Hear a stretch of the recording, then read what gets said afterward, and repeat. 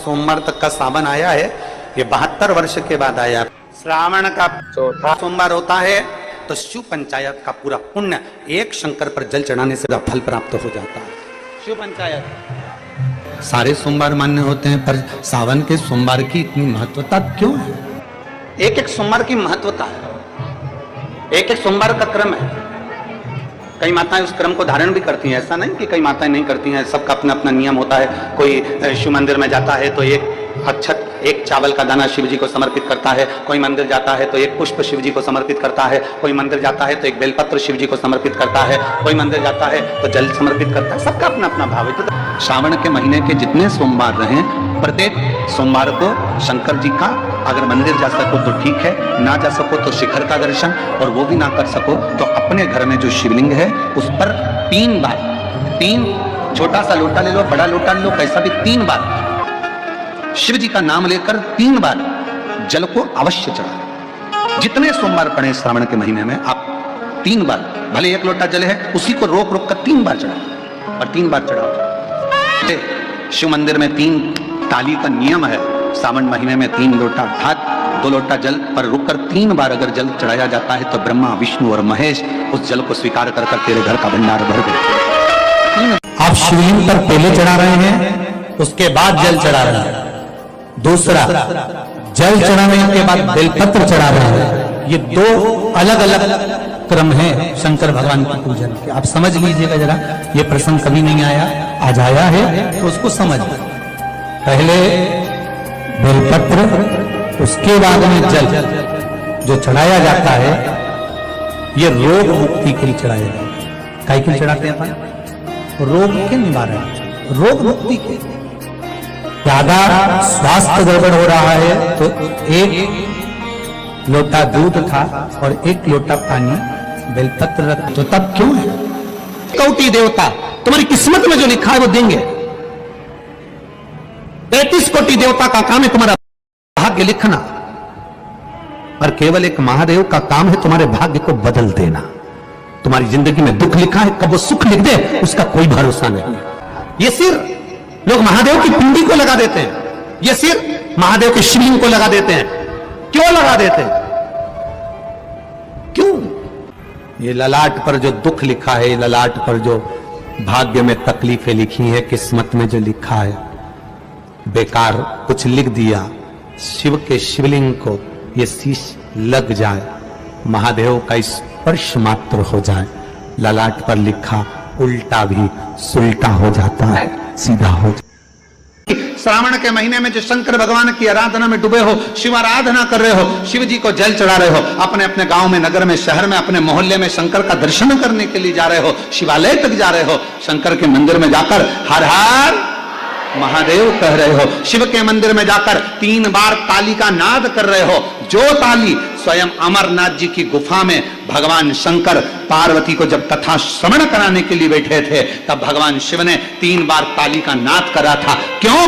क्योंकि पार्वती, ये 3 तालियां मैं इसलिए बजा रहा हूं कि तेरे भीतर के सारे जितने भी पूर्व में तू जन्म ले चुकी है, वो सारे जन्म को बिसराकर इस जन्म को याद कर कर तू मेरा भजन कर कर मुझ में समाहित रह।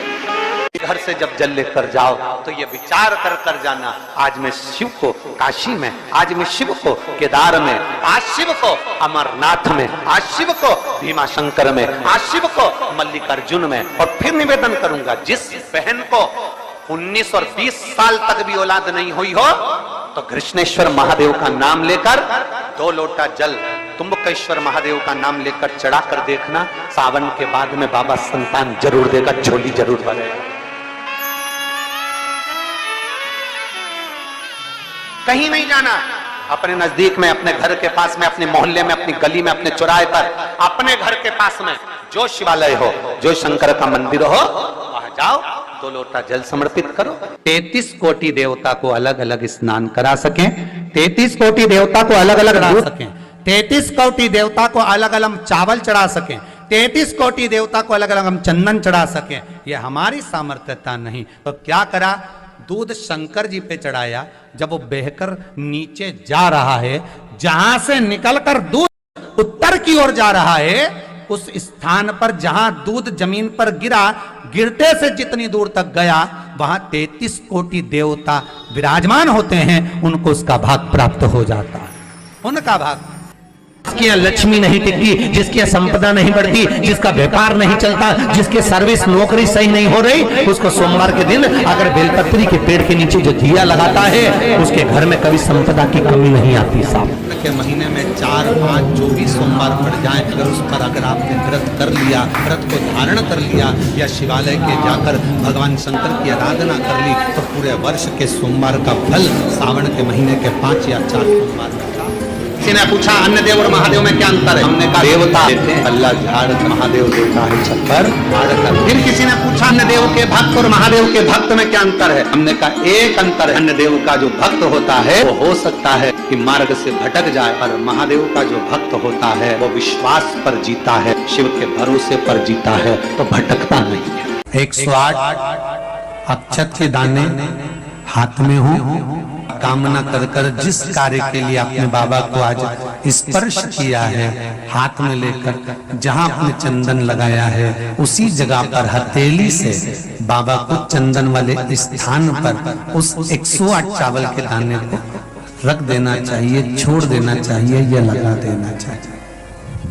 विशेष अर्घ का महत्व किसी कर्मकांडी ब्राह्मण से अवश्य पूछना कि उसका फल क्या है। कि शंकर भगवान को धतूरा चढ़ाया जाता है। धतूरा देखा है आप लोगों ने?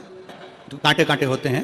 शंकर भगवान को जब भी धतूरा चढ़ाया जाता है, शिव जी को जब भी धतूरा दिया जाता है, तो धतूरा चढ़ाते समय नंदीकेश्वर शिव का नाम लिया जाता है। बेलपत्री आप चढ़ा रहे हैं, आप जो भी जप करें स्मरण करें वो आपके ऊपर है। आप चावल चढ़ा रहे हैं वो आपके ऊपर निर्भर है, फूल चढ़ा रहे हैं वो आपके ऊपर निर्भर है। पर जब हम भगवान शंकर का अभिषेक कर रहे हैं, पूजन कर रहे हैं, शिव मंदिर में जा रहे हैं, आपको कहीं से धतूरा मिल गया, कोई कामना है आपकी, धतूरा भी कई बार कामनाओं से चढ़ाया जाता है। तो धतूरा जब हम चढ़ा रहे हैं, शंकर को समर्पित कर रहे हैं, तो नंदीकेश भगवान का नाम लेकर, नंदीकेश्वर शिव का नाम लेकर चढ़ाए, मतलब नंदी की आज्ञा लेकर कि हम ये धतूरा शंकर भगवान को दे रहे हैं। और हमारा विश्वास करता है कि नंदी हमारी जो दुख है, हमारी जो समस्या है, हमारी जो तकलीफ है, जब मैं धतूरा बाबा को चढ़ाऊंगी, नंदी पेड़ से आज्ञा लेकर चढ़ा रही हूं, जिससे ये धतूरा मैं जब शंकर को चढ़ाऊंगी तो नंदी मेरे दुख को मिटाने के लिए तो भोले बाबा को अपनी पीठ पर बिठाकर मेरे दरवाजे तक लेकर आएगा, इसलिए तेरी साक्षी में चढ़ा रही।